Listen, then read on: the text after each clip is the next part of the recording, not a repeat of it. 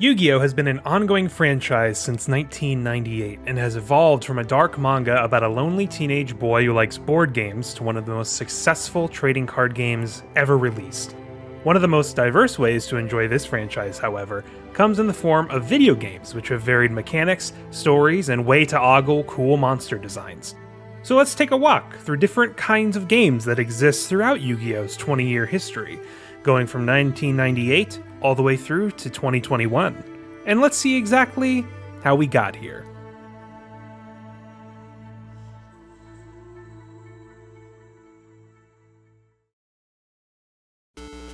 Yu-Gi-Oh! Duel Monsters 4 Battle of Great Duelists was released exclusively in Japan on December 7th, 2000, after successfully wading through the apocalyptic events of Y2K.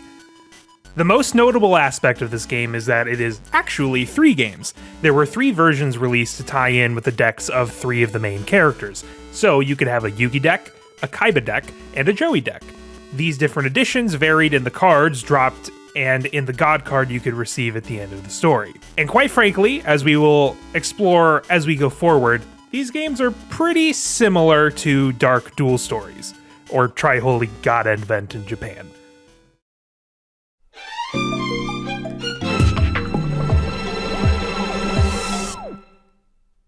Now, even with 3 different versions, you might imagine these games all have the same promo card pool, right?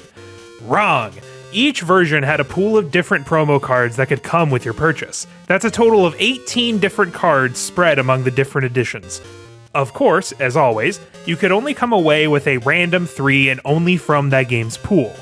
Regardless, here are the cards you could receive from each game, barring the god cards which were reportedly pre-order bonuses.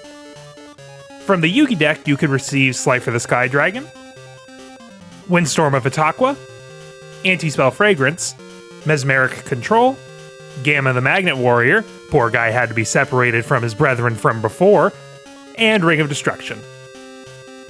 From the Kaiba deck, you could receive Obelisk the Tormentor, Aqua Chorus, Ryoku, Seal of the Ancients, Valkyrian the Magna Warrior, and Divorce Raider. Finally, the Joey deck, you could receive the Winged Dragon of Ra, Sepic's Blessing, Sword of Dragon Soul, Negate Attack, Magical Arm Shield, and Alligator Sword Dragon. These cards were labeled with the G4 prefix all the way up from 1 to 18. There were, of course, 2 game guides released for this game as well, which also included promotional cards just as they have all before. The first guide included a copy of Baphomet, which I happen to own the magazine of, but not the promo of, while the second guide could get you Chimera the Flying Mythical Beast.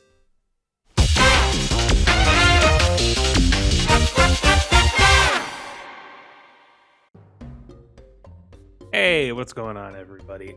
I just thought I would do a little freeform recording here. Ordinarily, when I talk about the gameplay bits of these games, I have a really scripted out section about it, and I do kind of for this one, but I also thought it would be more fun to just talk over like a live recording, because the other thing I wanted to do is talk about the structure of these games in their entirety, now that we've done these first 4 that are the most like each other from other games. So you'll just see what is like me fooling around with the first little bit of this game here. So that'll be fun for you, I hope. Here's the crazy thing about the Duel Monsters games. Is that, in particular, this one is virtually identical to Dark Duel Stories or Tri-Holy God Advent, in the sense that it's basically the same duelists. It is the same kind of story. It is the same card pool, but a little bigger, and they don't have the monster construction, as far as I can tell, anyway. So it felt really weird to like write up a whole bit about this game, because ultimately all they did was make a couple balancing decisions which are very strange. So monsters that have a certain attack threshold now have higher stars than normal. So a monster that has 1500 attack, where once it might have had 4 stars, now has 5. And that's a very strange decision that I can see why a designer might make, right? Because if you're trying to design a balanced game that people might play with each other, or that you are designing AI to play, the previous games had a lot of problems with even second round duelists just being so much more powerful than you from the get-go. And you would end up just trying to like roll the dice on if they got their absolutely insane monsters all at once. If Weevil was going to be able to lay down his Gakabor with the insect armor and forest all at once. And a lot of times he did. And yeah, that sucked. But I don't know that making Komori Dragon a level 5 monster was the answer to that. I think reducing the cost of other cards might have been a stronger decision. Because that's the other thing, is that spell cards still have, like the really good utility spell cards, still have a deck cost of like 150. And I have no idea why they thought that was always the answer. A lot of strange balancing decisions are made, and maybe the problem is that I'm coming to it from a modern perspective, right? Like, I grew up with these games and I didn't think much about it then, but now it feels weird to not be able to just throw in a horrible little equip spell card to a monster. But it does make a huge impact on these games. So maybe I'm just the crazy one. But the other thing is that encounters in these games have had a number of issues. Comments have shown on the previous videos that people have strong memories of certain endgame duelists having really wild decks full of either monstrous spell and trap cards or monstrous monster cards that you kind of have to just be ready to deal with or not. Kind of similar to like Forbidden Memories in the way those encounters are designed as well. So it's super weird to look at all of this. And let me just check what I have in the script that I actually did write.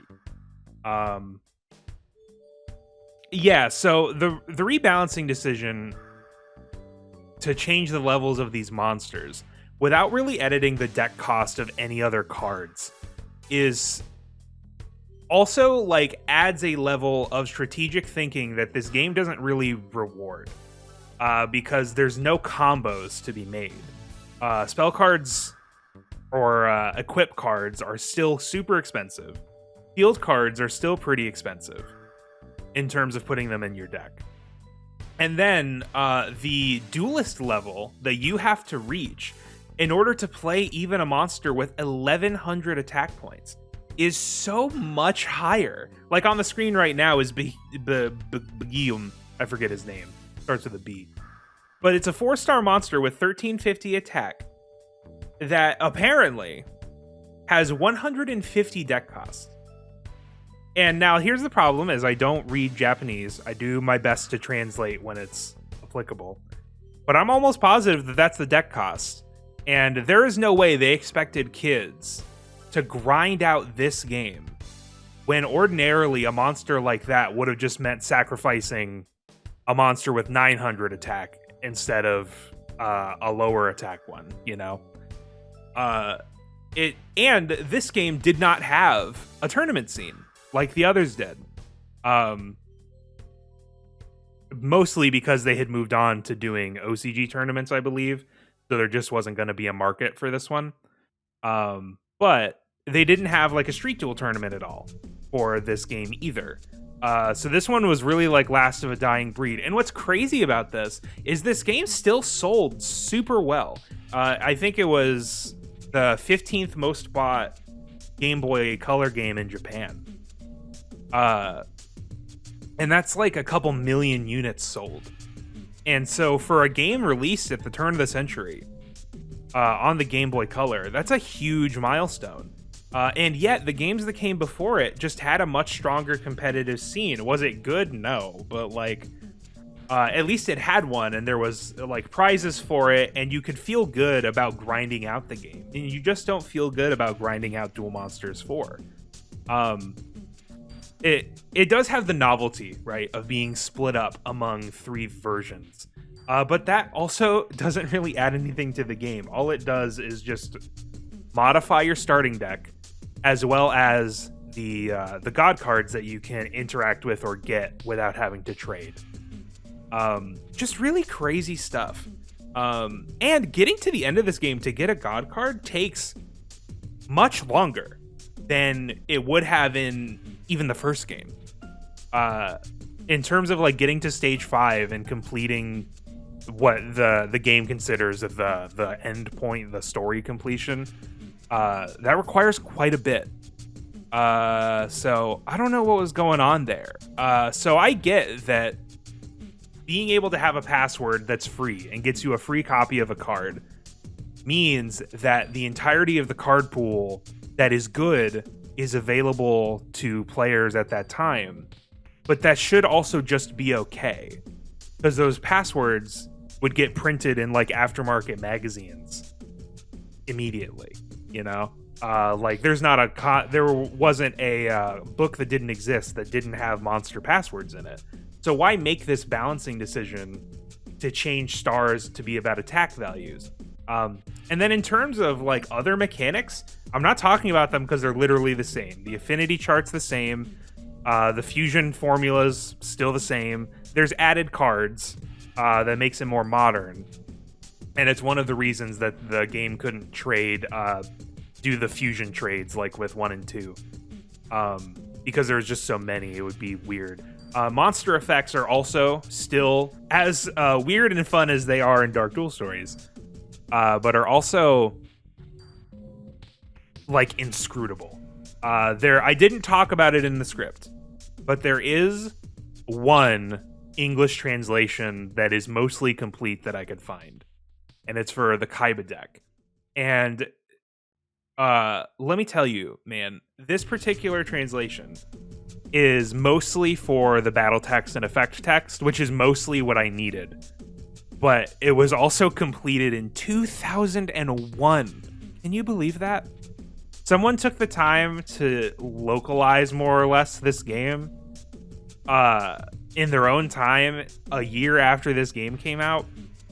And in the description for it on the ROM hacking forum where it's hosted, they make a joke about Spider-Man, like the movie Spider-Man, and they were like, "Where's Gwen Stacy?" And that was the single most strange moment in the entirety of this research process I did. So full disclosure, I did not complete this game. I really only got a few duels in with each duelist. In fact, I don't know that I played even a half an hour more after what is on this recording here. So yeah, so I'll just actually talk about the other kinds of encounters that exist as well. Or not encounters, the other factors of this, which is that by this point, the OCG was in full swing. Konami was running tournaments. They were having their own national tournaments for the actual physical card game that abided by a different printed set of rules. And so this game would get relegated to following rules in the anime.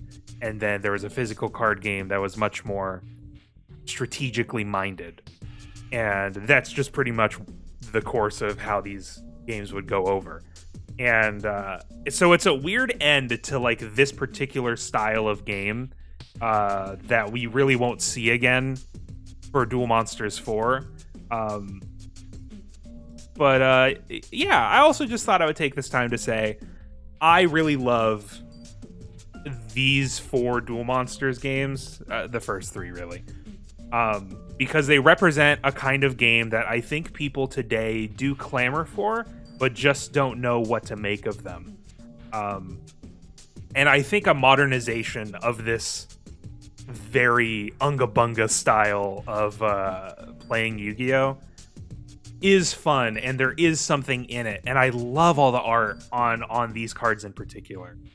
But God, these games just kept putting themselves into a corner of like what they should be capable of. So yeah, I just wanted to do a little freeform of that there, because wow, what a wild ride these 4 games have been. If you've watched any of the previous videos on the Duel Monsters series and you're interested in getting into them, they are worth getting into, particularly Duel Monsters 1 and 2. Dark Duel Stories obviously exists in all territories in some way or another. But Duel Monsters 1 and 2, I think they're worth a shot. They're really fun. They're very simple. And if you can get like a little community going, there's a lot of fun battles you can do. And they have that forced anti-system, so that's fun. So yeah, that's really all I had to say about this. I am going to hook you in to, actually, you know what? Because I already recorded the end of this. But I wanted to let you know that there are 2 secret bosses in this game. One is Yugi Gabutori and Kaiser Umimura, or Umimuma, and they were previous champions for these games, and so they got put in as secret bosses as cosplayers. And Kaiser is a Kaiba cosplayer who has a dragon deck, and then the Yugi one is a Yugi cosplayer, and he uses an all-female deck, which is weird and gross. But I'm gonna go ahead and hook you into the conclusion section of this video now, and then let me know if you like this off-the-cuff style, and I'll maybe do it a little more.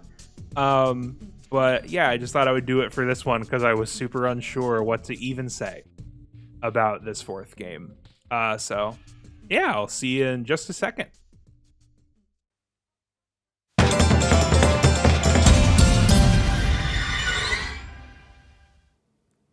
I think by now you're probably questioning why I've referred to these games as a quadrilogy.